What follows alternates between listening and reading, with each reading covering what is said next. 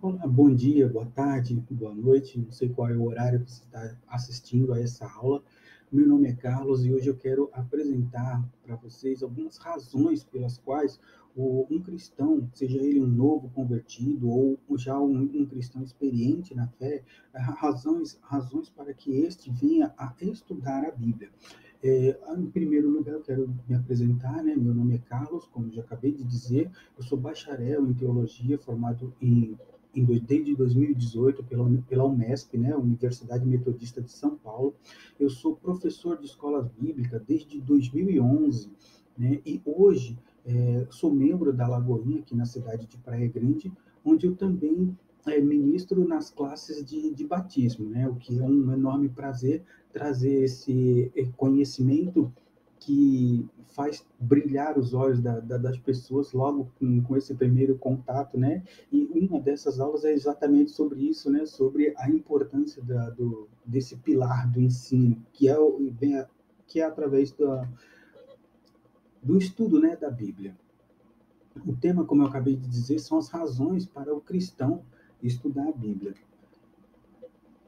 O meu objetivo com essa aula é despertar no aluno, é despertar em você que está me vendo o interesse pelo estudo, o interesse por buscar conhecer a palavra de Deus, por buscar se aprofundar nesse universo tão maravilhoso que é a própria palavra de Deus deixada para nós. Eu tenho uma citação de Billy Graham que ele diz assim: a Bíblia não é uma opção, é uma necessidade. Você não pode crescer espiritualmente forte sem ela. Ou seja, não tem como eu crescer espiritualmente se não for através da leitura bíblica, da meditação na palavra de Deus. Hoje se desenvolveu um sofisma no meio evangélico, onde as pessoas estão dizendo que não precisa mais ler a Bíblia, né? Aliás, as pessoas sequer têm carregado as suas Bíblias para as igrejas, né? A leitura da Bíblia nas igrejas tem se tornado cada vez menos frequente, né? E isso, dado ao contexto, às vezes a própria logística, a própria dinâmica do lugar não favorece a leitura bíblica, né? Então, as pessoas que já têm um desinteresse muito grande acabam se desinteressando mais ainda, mesmo com tanta facilidade, aplicativos e tantos outros meios que a pessoa pode usar, mesmo assim, pelo contexto, a pessoa acaba se desinteressando. Então, o objetivo é trazer à luz essa necessidade. Mas o que é a Bíblia, afinal de contas? Então, a Bíblia, ela, de uma forma geral, ela é a palavra de Deus. É a própria palavra de Deus deixada pelo próprio Deus, entregue pelo próprio Deus a nós. Foi o próprio Deus quem escreveu os 10 mandamentos e entregou nas mãos de Moisés, ou seja, foi o próprio Deus quem entregou a palavra dele para nós. Ele registrou e entregou para nós. Depois desse momento entre Deus e Moisés, onde ele entrega os 10 mandamentos, nós temos também a escrita dos demais livros, do Pentateuco, escrito pelo próprio Moisés, né? Gênesis, Número, Deuteronômio, Levíticos, todos esses livros foram escritos por Moisés. Ao todo, a Bíblia contém 66 livros, divididos entre o Novo Testamento e o Antigo Testamento. Então, desses 66, 27 desses livros estão no Novo Testamento, né? E os outros 39 estão no Antigo Testamento. Então, nós temos os livros históricos, os livros poéticos, os livros divididos entre profetas maiores, profetas menores, tudo isso está no Antigo Testamento. É através do Antigo Testamento que nós compreendemos e entendemos a história de Israel. E, aliás, dizem os estudiosos que existem mais de 300 profecias no Antigo Testamento apontando para a vinda do Messias. Então, o que nós conseguimos concluir com isso é que o Antigo Testamento, ele aponta, ele nos conduz para um Novo Testamento, ou seja, para a chegada do Messias, como de fato aconteceu. Então, no Novo Testamento, nós já temos, então, os relatos da passagem do Messias pela Terra, toda a sua obra, tudo o que aconteceu. E como entendendo como é, o que é a Bíblia, como que eu vou ler a Bíblia? A Bíblia, ela é dividida, ela foi assim dividida para melhor compreensão entre livros, capítulos e versículos. Eu vou até pegar aqui, opa, quase cai aqui. Então, eu abri aqui, por acaso eu abri aqui no livro do profeta Isaías. Então, aqui a gente tem o número maior, que vai ser o capítulo, o número do capítulo, e dentro do capítulo nós temos os números menores, que são os versículos. E isso é padrão em todas as Bíblias. O que vai mudar? Essa aqui é uma Bíblia mais antiga, é uma Bíblia mais simples, ela não tem referências, não tem aquelas letrinhas indicando outros caminhos de outras passagens, mas uma Bíblia de estudo já vai conter esses outros recursos, né? Além dessas aqui, a gente tem vários modelos de Bíblia que estão divididos por questão de tradução, né? Então, a gente tem Bíblias de todos os tipos e de várias linguagens. O que muda de uma tradução para outra? A forma como aquele tradutor enxergou determinado termo que ele traduziu de acordo com o seu contexto, de acordo com o seu conhecimento e de acordo com a melhor interpretação que ele encontrou para aquele versículo, a fim de que ele não perdesse o sentido, né? Uma exceção desse caso que está nessa tradução aqui. Essa tradução aqui é chamada tradução do Novo Mundo. O que acontece com essa tradução?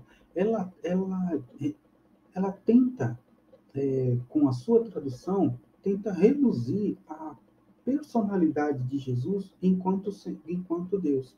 No Evangelho de João, ele já começa dizendo assim, que no princípio era a palavra, e a palavra era Deus, tudo com letra minúscula, diferente do que você vai encontrar nessa outra tradução aqui, que no princípio era o verbo, e o verbo era Deus, e o verbo estava com Deus. No princípio, todas as coisas foram criadas por ele. Né? Então, a gente percebe essa diferença. A gente só vai entender essas diferenças quando a gente começa a estudar a Bíblia. Né? Então, são 66 livros divididos entre Antigo e Novo Testamento. O Antigo Testamento aponta para o Novo. Cada livro está dividido em capítulos e versículos. Números maiores são os capítulos, os números menores são os versículos. Vão existir diferenças de tradução sem perder o sentido original. Isso é importante dizer. Eles não podem perder o sentido original. E por onde eu devo começar, então, a estudar a Bíblia? Isso é uma preferência minha, Carlos, eu sempre indico as pessoas começarem a sua leitura bíblica, principalmente para quem nunca teve o, o contato com a Bíblia, ou até mesmo para quem ficou muito tempo sem ter esse contato, a iniciar pelo Evangelho de João. Por que eu indico o Evangelho de João? Porque o próprio Evangelho de João, ele relata todos os milagres de Jesus, né? Como eu já citei o versículo 1, que no princípio era o verbo, e o verbo era Deus, e o verbo estava com Deus, e todas as coisas foram criadas por ele. Como eu já disse no início, o Evangelho de João, ele deixa claro que todas as coisas, todos os relatos foram feitos para que nós creiamos que Jesus é o Cristo, que Jesus é Deus. Então, tudo isso vai estar inserido no contexto do Evangelho de João. É no Evangelho de João que tem o clássico versículo do Evangelho, que é de João 3,16. Porque Deus amou o mundo de tal maneira que deu seu Filho unigênito para que todo aquele que nele crê não pereça. E o contexto desse versículo também é muito bonito, porque envolve a história de Nicodemos, então vale a pena a leitura. Então eu sempre indico começar pelo Evangelho de João, para que a pessoa creia. Aquele que se aproxima de Deus, é necessário que creia que ele é Deus, né? E essa fé vai vir pelo ouvir, e ouvir o que? A palavra de Deus. E por onde que eu começo? O Evangelho de João diz que se eu ler, eu entender, eu vou crer naqueles milagres, eu vou crer em Jesus. Então, é uma dica que eu dou, começar pelo Evangelho de João.